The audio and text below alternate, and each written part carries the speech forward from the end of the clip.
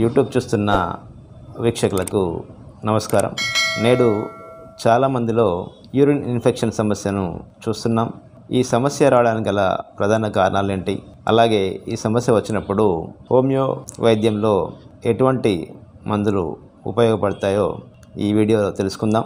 ముఖ్యంగా మూత్రంలో ఇన్ఫెక్షన్ సమస్య అనేది రావడానికి గల ప్రధాన కారణాలు చూసినట్లయితే తీసుకునే వాటర్ శాతం అనేది తగ్గిపోవడం, అలాగే కొన్ని సందర్భాల్లో కిడ్నీ స్టోన్స్ వల్ల కూడా ఈ యొక్క మూత్రంలో ఇన్ఫెక్షన్ అనేది వచ్చి నొప్పి కూడా వస్తూ ఉంటుంది.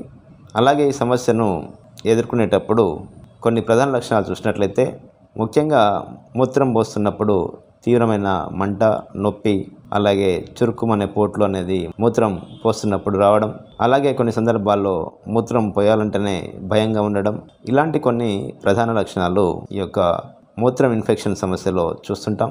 ఈ సమస్యకు హోమియో వైద్యంలో చాలా మంచి మందులు ఉన్నాయి. దానిలో ముఖ్యమైన మందులు ఒకసారి చూసినట్లయితే మొదటగా లైకోపోడియం అనే మందును చూసినట్లయితే వీరికి మూత్రం అనేది ఇటుక రంగులో వస్తుంటుంది. అంటే మూత్రం అనేది రెడ్ శాండ్ కలర్లో వస్తూ ఉంటుంది. ఇలాంటి లక్షణము ఈ యొక్క లైకోపోడియం అనే మందులో చూడవచ్చును. అలాగే మూత్రం పోస్తున్నప్పుడు కూడా తీవ్రమైన మంట రావడం, అలాగే నొప్పి రావడం, ఎక్కువగా సాయంత్రం వేళల్లో వీరికి మూత్రంలో మంట అనేది ఎక్కువగా వస్తుంటుంది. అలాగే వీరి యొక్క మానసిక స్వభావాన్ని చూసినట్లయితే వీరు చాలా పిరికి స్వభావాన్ని అంతర్గతంగా కలిగి ఉంటారు.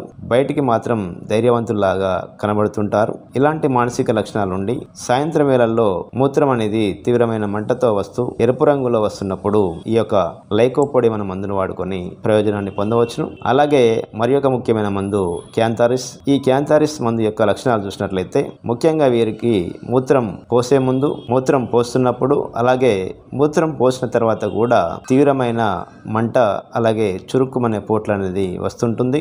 వీరు మూత్రం పోయాలంటేనే భయపడిపోతుంటారు. ఎందుకంటే మూత్రం పోస్తున్నప్పుడు అంత తీవ్రమైన బాధను వీరు కలిగి ఉంటారు. ఇలాంటి లక్షణాలు కలిగి ఉన్నప్పుడు ఈ యొక్క క్యాంథారిస్ అనే మందు చాలా బాగా పనిచేస్తుంటుంది. అలాగే మరి ఒక ముఖ్యమైన మందు ఎపిస్.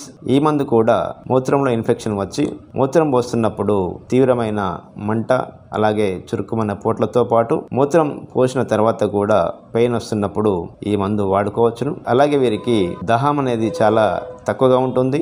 నీళ్లు తక్కువగా తాగుతుంటారు. అలాగే వీరికి ఇన్ఫెక్షన్ తీవ్రంగా ఉన్నప్పుడు మూత్రం కూడా సరిగా రాదు. ఇలాంటి లక్షణాలు ఉన్నప్పుడు ఈ యొక్క ఎపిస్ అనే మందు వాడుకొని ప్రయోజనాన్ని పొందవచ్చును. అలాగే మరి ఒక ముఖ్యమైన మందు టెరబెంతినా. ఈ యొక్క టెరబెంతినా అనే మందు కూడా మూత్రంలో ఇన్ఫెక్షన్ వచ్చి మూత్రం పోస్తున్నప్పుడు బ్లడ్ కూడా కొన్ని సందర్భాల్లో వస్తున్నప్పుడు ఈ యొక్క మందు చాలా బాగా పనిచేస్తుంటుంది. మూత్రం కూడా ఎక్కువ సార్లు ఫ్రీక్వెంట్గా పోయాల్సి వస్తుంటుంది. అలాగే మూత్రం పోస్తున్నప్పుడు కూడా తీవ్రమైన మంట, నొప్పి కూడా వీరికి వచ్చి బాధిస్తుంటుంది. ఇలాంటి సందర్భంలో ఈ యొక్క టెరబెంతినా అనే మందును వాడి ప్రయోజనాన్ని పొందవచ్చును. ఇలా హోమియో వైద్యంలో చాలా రకాల మందులు ఈ యొక్క మూత్రంలో ఇన్ఫెక్షన్ సమస్యకు ఉపయోగపడుతుంటాయి. ఈ మందులను లక్షణాల ఆధారంగా ఎంపిక చేసుకొని వాడుకున్నప్పుడు చాలా ప్రయోజనం ఉంటుంది. మందులు వాడుకునే విధానాన్ని ఒకసారి చూసినట్లయితే 30 పొటెన్సీలో అయితే మందులను ఉదయం ఒక డోసు, సాయంత్రం ఒక డోసు చొప్పున సుమారు 2-3 వారాల పాటు వేసుకోవాల్సి ఉంటుంది.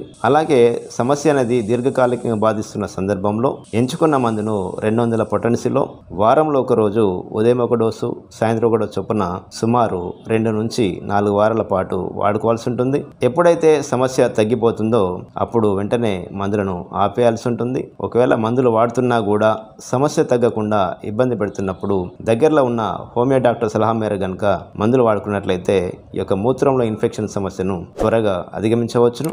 మరి ఒక ఆరోగ్య సమస్య గురించి వచ్చే ఎపిసోడ్లో తెలుసుకునే ప్రయత్నం చేద్దాం. నమస్కారం.